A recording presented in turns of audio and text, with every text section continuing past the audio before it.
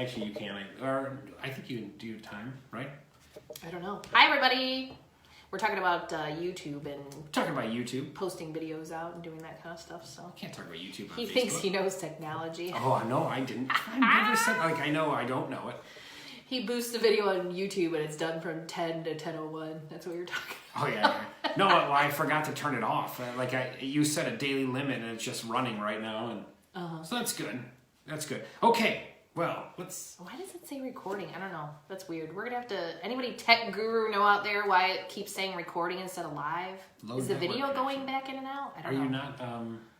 Are you not on Wi-Fi? I am on Wi-Fi. Good. Jessica, can you hear us still? By the way, hi, Jessica.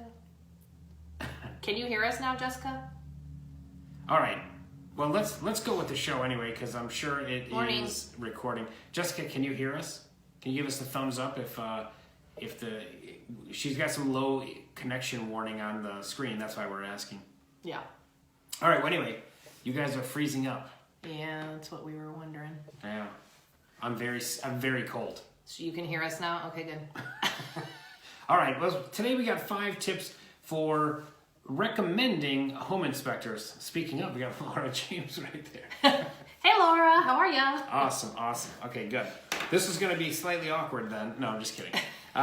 Okay, so we're going to go into our 5 tips for recommending a home inspector to your buyers, right? Yep. Mm-hmm. You can also get, for a seller, you can also get a home pre-inspected. Yes. Is it really called a pre-inspection? Because it really is an inspection. Hey, Super C. That's Colleen, the best. I know, she is the best. But yes, I think you call it a pre-inspection, right? I guess so, but it really is an inspection, is it not? Okay. It's really a pre-sale potato. It's potato, but whatever. Okay, so our number 5 tip is going to be, you got to pick someone who's knowledgeable. Back about 10 years ago, you did not have to be licensed to be a home inspector, but now you do, so that's good. So I think we have that going for us now. Yeah, I think that verbiage change is written in the purchase agreement now this year, which is great, saying that the inspector does have to be licensed for the home inspection. So that's nice. What's that say? She said a pre-listing inspection. Sorry, See? Today apparently we are interacting with our comments today, so that's fun anyway. Though. Right. Like Hi, Taryn. All right, so well, actually, I think it was years ago where home inspectors had to be licensed to be able to perform a home inspection. Yeah.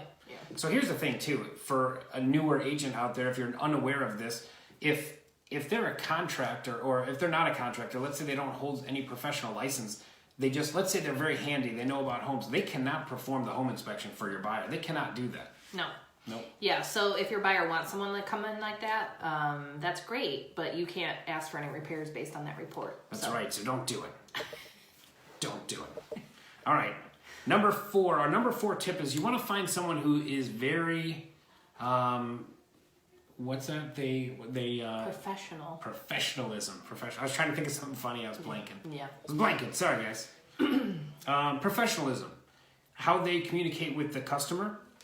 Sometimes it's tough when you have an alarmist home inspector, which honestly I can't think of one right now. But if you have someone who's an alarmist, like I had this one time.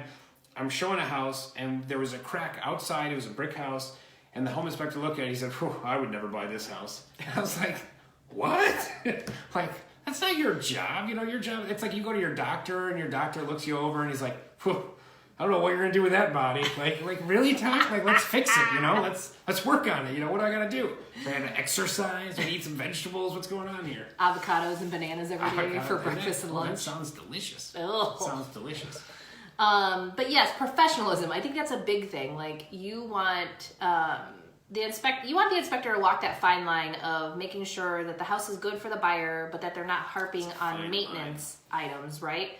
And saying, I wouldn't buy this house because you gotta, fill the gaps in the siding on the outside, or something like that. You want the buyer to walk away feeling like the inspector was knowledgeable and they have a good idea of whether the house is a go or not. Yeah, definitely. We're going to go right into our number 3 tip, which is reports. The old days inspectors, I love how I get to talk about the old days all the time. In the old days, back when That's because you have like a 4-digit number, that's why. Oh.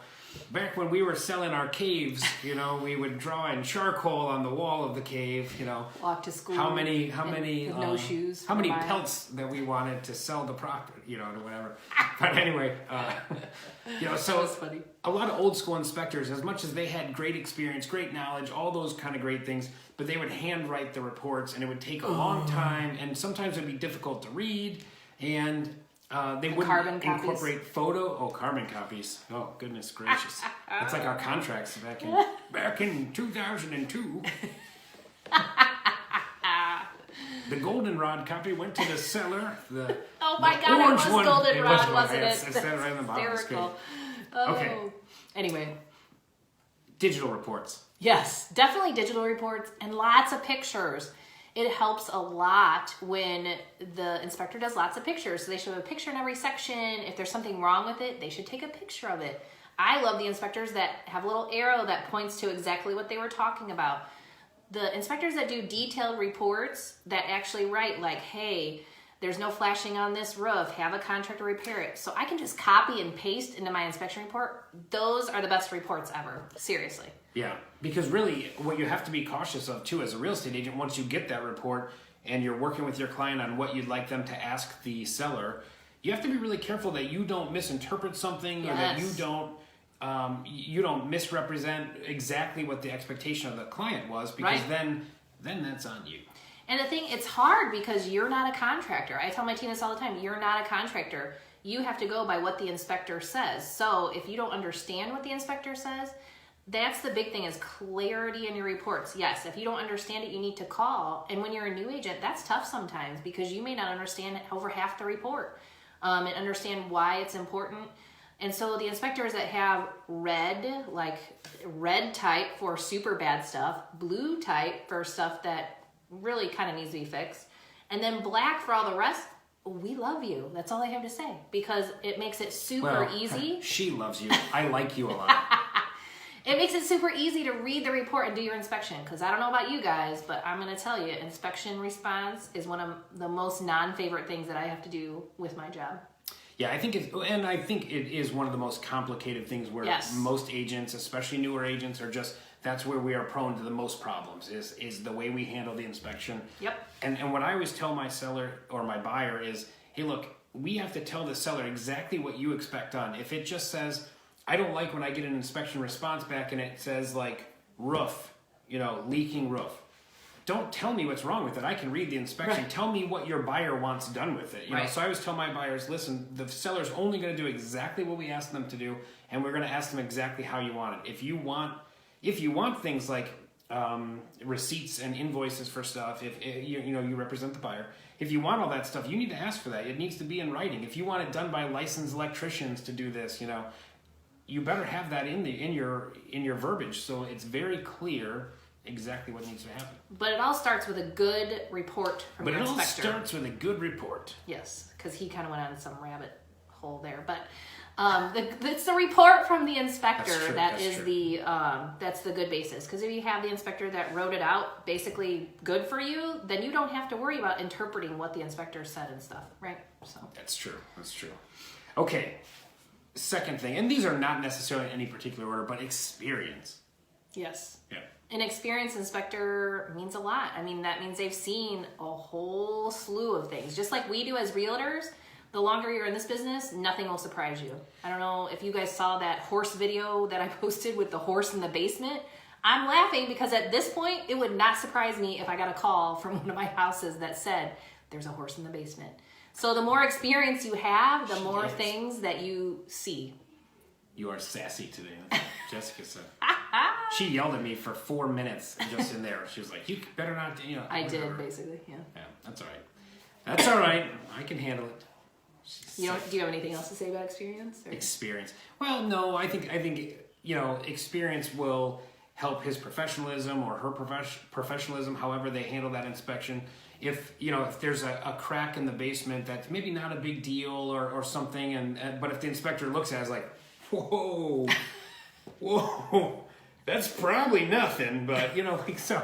But if they have experience, hey, look, this is not a problem. They're going to chip some of that out. There's hydraulic cement that they can put in there. It's going to totally seal it. You're going to be fine.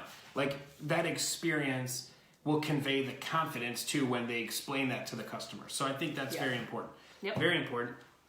Let's go to number one. What's the number one thing? Let's tell them what number one. What do you think? Are you ready to tell them? Yes, because we were talking about this, trying to rank these, and it was actually kind of hard. I think reputation is number one, right? So if the home inspector has a good reputation with other realtors, that likely means they're a good inspector. You know, if you ever hear somebody say, "Oh, I had a really bad inspection with so-and-so," you are literally going to take that person off your mental list because you don't want your paycheck to be affected by a poor home inspector. Yeah, we're not necessarily talking about like the high school, the coolest home inspector. Like, oh, that was the coolest person, the coolest home inspector. No, the reputation, and that encompasses a lot of those things. That's why we had a hard time, deciding which one's going to be number 1 through number 5, so whatever. But yeah, reputation, usually other realtors. We always know bad names travel very quickly, but thankfully I can't think of a bad home inspector out there right now. Like most of them are all doing pretty good things. I don't know. So I think that's really good. We had one on our show a while ago that they're fantastic. Mm-hmm. Yeah. Yep. Right, Laura? Wink, wink. But there's many good home inspectors right now. So other than that, I think that's about it. Got any questions for us? You're supposed to do the funny quip at the end, and you're really kind of failing today. Like, I don't know what a funny quip at the end. You're not like, "Oh, we'll see you later." Like, I don't know, something. All right, well, let's let everyone get back to work then, Oh, right? Gosh. Hey, what a boring Friday. We just talked about professionalism for like 8 minutes, right? All right, let's be professional. It doesn't mean you can't be professional, but fun. What? Like, where's your fun today? Is there a button fun. back here? Dink. Ow. Fun. I turned it on now, guys. Jeez. Don't touch me. Still nothing, huh? Okay. No, I got nothing. All right, guys. Well, My face is turning red. I love making his face turn red. Yeah. Well, we will see you next week then. If you guys have ideas for the show, anything you'd like to hear about, please comment below. And as always, please like and share. We love you guys. Thank you so much for watching every week. Yeah, and thank you guys. Yeah, thanks. You know what? This was a weird week because I feel like I got the most compliments on our show over the last week from I was at just a mortgage broker event, then I was at another event 2 nights ago. Like it was really crazy. So thank you, everyone. Nicole keeps wanting to stop doing this, but I keep telling her that it's a lot of fun. So not true. That's not true. Yeah. All right. We had the flu last week. Our family did. That's why you got to record a video. Nicole's never been sick, but she has allergies every week. Oh God, I can feel the flu on my face right now. I can feel the flu. Don't worry, it's right there. All right, guys, I got to go get some Germex, and we'll see you next week. Bye.